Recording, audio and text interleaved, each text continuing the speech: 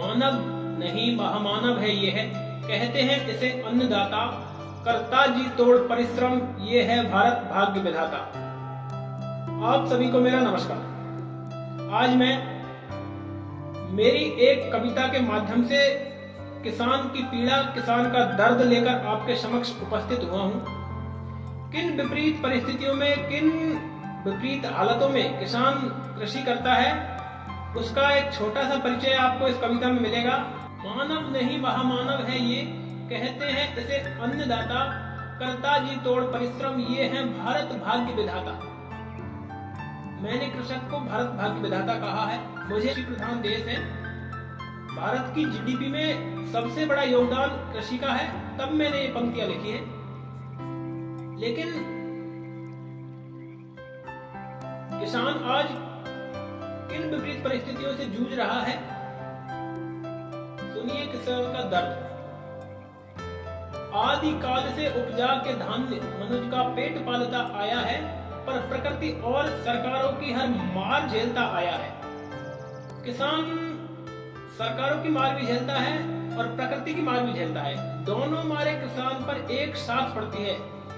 ना प्रकृति किसान के अनुकूल रहती है, ना सरकारें, चाहे सरकारें वर्तमान की हो चाहे भूतकाल की रही हो, भविष्य का मैं कह नहीं सकता, कभी अनुकूल नहीं रही। प्रतिकूल परिस्थितियों में किसान खेती करता आया है। किसान किन प्रतिकूल परिस्थितियों में मेहनत करता है, कैसी विषम परिस्थितियों में कितनी जी तोड़ मेहनत करता है, उस पर ये पंक्तियां हैं। जब ग्रीष्म ऋतु की दोपहरी में अंबर से अग्नि बरसती है, जब ग्रीष्म ऋतु की दोपहरी में अंबर से अग्नि बरसती है, जब पोष माह की शरद रात्रि बर्फ की भांति ठिठुरती है, तब भी वह कर्म में रत होकर अपना रक्त जलाता है। ऐसे दुष्कर कर्म से ही कृषक खेतों में फसल उगाता है। किसान खेतों में फसल को पानी से नहीं, अपने रक्त से सींचता है। उसको रक्त और पसीना बहाना पड़ता है, तब जाकर खेतों में फसल पैदा होती है। चाहे कितनी ही ठंडी रात हो, चाहे कितनी ही तपती दोपहरी हो, किसान कभी आराम नहीं करता। किसान को कभी आराम नहीं है। करती है प्रकृति घात उससे, कभी अतिवृष्टि, कभी पड़े अकाल, कभी गिरते ओले खड़ी फसल पर, जो बनते धरा पुत्र का काल। किसान धरती का पुत्र है। किसान अपनी पूरी मेहनत करके जैसे तैसे येन केन प्रकार फसल बोता है, जैसे तैसे बीज का प्रबंध करता है, फसल तैयार हो जाती है। तैयार फसल पर जब ओले गिर जाते हैं, वर्ष भर की कमाई एक क्षण में किसान अपनी आंखों के सामने तबाही होती देखता है। वो दर्द एक किसान ही सहन कर सकता है। किसान का बेटा ही उस दर्द को पहचान सकता है। बड़े लोगों की बस की बात नहीं है। इसलिए यह कविता किसान का दर्द समझने वालों के लिए है। फिर भी वह धीर वीर प्रहरी नहीं कभी शिकायत करता है, हो जाए फसल जो नष्ट तो क्या, फिर से वह फसल उगाता है। किसान से बड़ा कोई आशावादी, सकारात्मक विचार रखने वाला और कोई नहीं हो सकता। किसान की वर्ष भर की कमाई पर भले ओले पड़ जाए, चाहे और कोई तबाही आ जाए, अतिवृष्टि हो जाए, लेकिन किसान भगवान और प्रकृति को कभी दोष नहीं देता। किसान कभी भी प्रकृति को दोषारोपण नहीं करता। किसान पुनः उसी मेहनत के साथ, उसी लगन के साथ फिर से फसल उगाता है और कभी निराशा अपने जीवन में नहीं आने देता।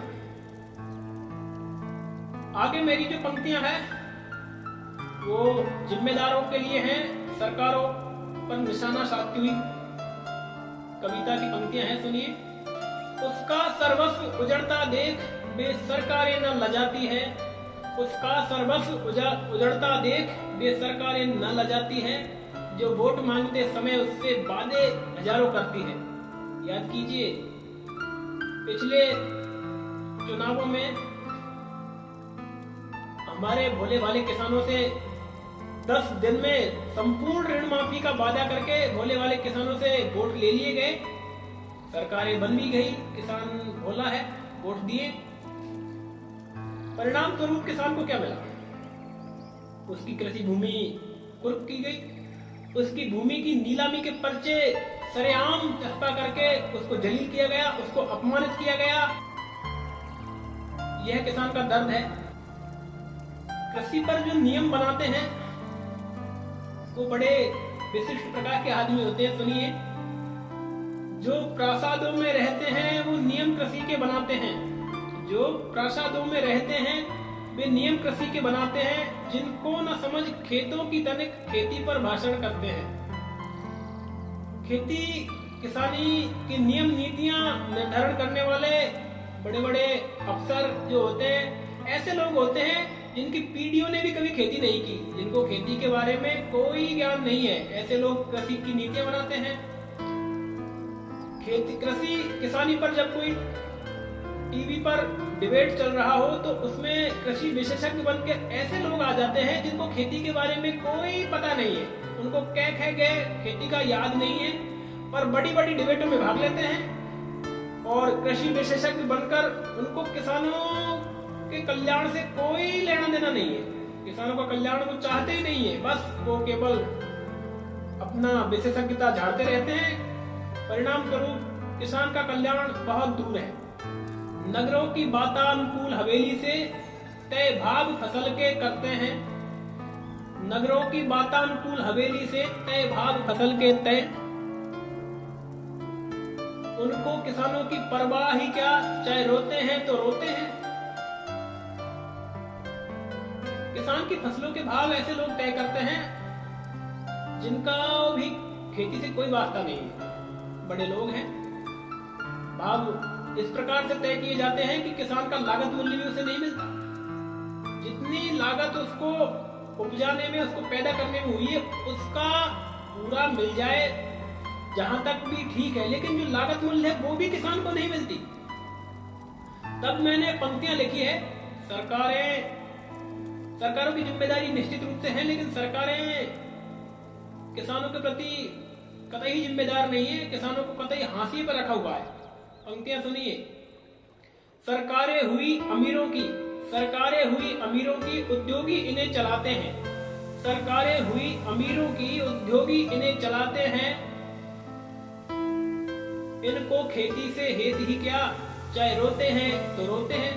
और सरकारें उद्योगपतियों के ही ऋण चोरी छुपे गुपचुप तरीके से कब माफ कर देती है, हमें तो पता ही बड़े बाद में चलता है। महीनों बाद में जाकर समाचार पत्रों में कहीं छपता है कि फला फला कॉर्पोरेट घराने के ऋण माफ कर दिए गए। लेकिन किसान के ऋण माफ करने की बहसें होती है, चर्चाएं होती है, लेकिन माफ नहीं होता, धरातल पर नहीं उतरता है। किसान का ऋण माफ करना ही नहीं चाहती सरकारें। आगे समाज का जो बुद्धिजीवी वर्ग है उससे मुझे शिकायत है। जो जिम्मेदार और बुद्धिमान व्यक्ति है समाज के, उन पर भी मैंने प्रश्न चिन्ह लगाया है। सुनिए, यह विषय उबाऊ लगता है, इस पर कोई लिखता भी नहीं। यह विषय उबाऊ लगता है, इस पर कोई लिखता भी नहीं। सर्वस्व देखता है जो कभी, उसे कृषक का दुख दिखता भी नहीं। कहते हैं कि जहां न पहुंचे रवि तहां पहुंचे कवि। सूर्य की रोशनी भी जहां नहीं देख पाती वहां भी कवि देख लेता है, ऐसा कहा जाता है और ये सत्य है। लेकिन क्या उस कवि को कृषक की बर्बादी नहीं दिखती? देश का बर्बाद होता हुआ किसान, उसकी चौपट होती हुई फसलें कवि को नहीं दिख रही है। भला कवि, उनके कवियों ने किसानों की तबाही के, किसानों की बर्बादी की कितनी कविताएं लिखी, कोई लिखना ही नहीं चाहता। क्योंकि कवि तो श्रृंगार रस में खोए बैठे हैं। जहां पर उनको पसंद किया जाता है, श्रृंगार रस की कविता लिखेंगे तो लोग सुनेंगे। कृषक की कविताओं को भाई कौन सुनेगा? जो किसान का पुत्र है वो तो किसान की कविताएं कहेगा, चाहे कोई पसंद करे ना पसंद करे, लेकिन ये सत्य है, किसान का दर्द है। आगे भगवान से हम प्रार्थना करते हैं। मेरी पंक्तियां हैं। कृषक की नाव मझधार बीच, कृषक की नाव मझधार बीच, नहीं इसको कोई सहारा है, करतार करे रक्षण इसका।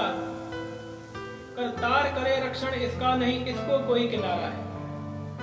कृषक की नाव मझधार बीच नहीं इसको कोई किनारा है। करतार करे रक्षण इसका नहीं इसको कोई सहारा है। हम भगवान से प्रार्थना करते हैं कि हमारे देश की सरकारों को सद्बुद्धि प्रदान करें ताकि किसान के कल्याण के लिए कुछ कदम उठाए जाए। अन्यथा किसान नहीं बचेगा तो ये देश नहीं बचेगा। ये देश किसान से है, खेती से है। जय जवान जय किसान, वंदे मातरम।